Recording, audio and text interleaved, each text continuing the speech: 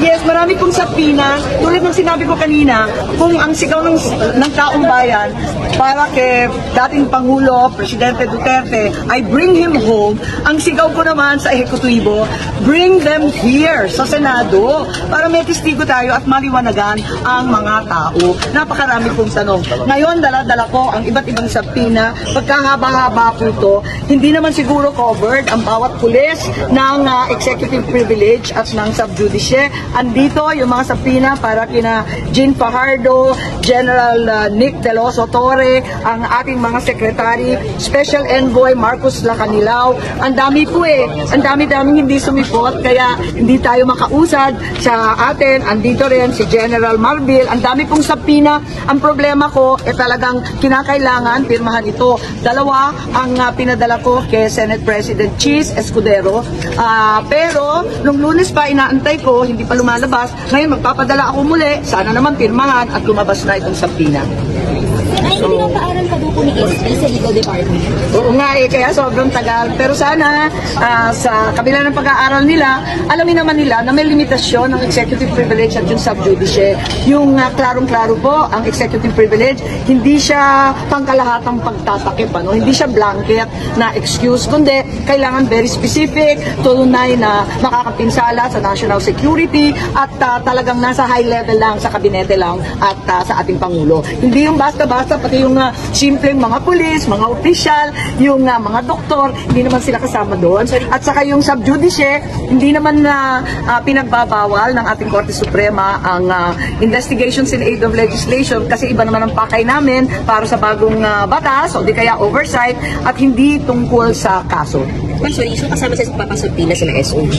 Yes, lahat po, lahat nandito. Lahat nung hindi sumipot kanina, papasupina nyo? Lahat na lang Colonel Bravo sa Air Force, Administrator Ignacio, lahat na lang sinama kaya nagugulat po kami kung bakit lahat sinama. Andito po yung mga secretary, Secretary John Vic, Secretary Boying, nakuobliga tayo kasi ang dami-dami pa talagang tanong at tulad na nakita siguro ninyo, maraming bagong katibayan, maraming dokumento na bago, maraming nagsasalita na bagong impormasyon. Ang sambayan talaga ay sumisigaw at humihingi ng kalinawan. May target date po kayo for the next hearing? Eto nga paano ako mag-next hearing? Wala na naman testigo. Ma'am, sorry. Ang hirap mag-monologue. What did we accomplish since wala nga akong sumagot sa maraming tanong ko? Palagay ko, at least kahit paano, nabigyan natin sila ng idea. Dati nagagalit at nasa sulat ni Executive Secretary Bersamin. Ano yung mga tanong ninyo? Ayun. Di na ibigay yung mga tanong. Kasi yung sulat niya noon late, dumating, nag-hearing na po. Ngayon, nabigay na nga namin lahat ng tanong sa pamamaraan nitong second hearing. Sana, sumagot na sila, nabigyan sila ng clue, meron na silang panahon, alamin yung totoo, at ibuo yung sasagutin. You're hoping na yung next hearing makaka-attend sila? Sana naman, pero ibibigay ko muna ang marami, sabi, papakontempt. Paano tayo magpapakontempt? Walang tao sa kwarto na iko-contempt. Paano tayo magsasapina, hindi pa napipirmahan at naibibigay sa mga nauukol. Ma'am, tatapusin niyo na po if ever na isnabin po ulit ng cabinet members, ilang officials po? Well, tignan natin kung anong pwedeng gawin. Hindi pa ako nawawala ng pag-asa. Kausapin natin si Senate President Cheese, nasa kamay niya ang mga susunod na hakbang. Nandali yan, ma'am. Side nyo na po yan. Ibibigay nyo na po kay SP? Yes, ibibigay ko na sa SP. Buo na siya. Kung possible kaya baka umabot sa constitutional crisis or baka umabot sa Supreme Court? Wag naman sana. Sana simpleng patawag na lamang at matapos na itong kwentong to, kinakailangan malaman natin para may basehan din kasi hindi to natatapos dito. May iba pang warrants of arrest na sinasabing lalabas. Ang kasamahan ko nga si Senator Ronald Bato de la Rosa at yung iba pang general ay nanganganib. May iba pang mga grupo na sinasabi makakatanggap din ng mga warrant sa mga susunod na linggo. And Senator, may liability na po ba ang government at this point?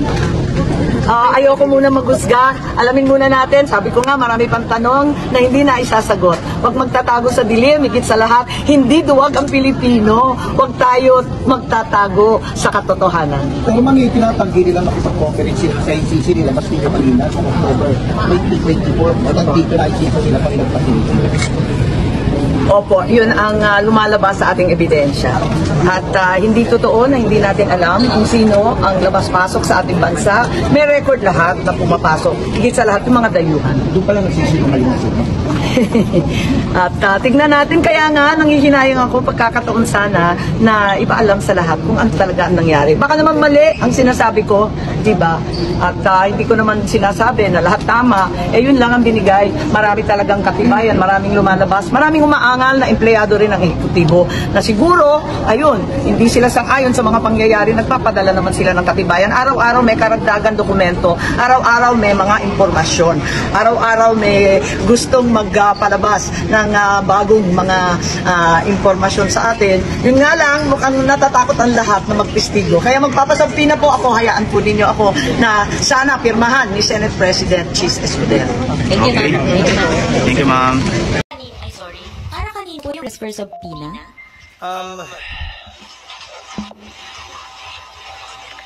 A general of the armed forces, I think you can get it from the committee later, and the prosecutor general.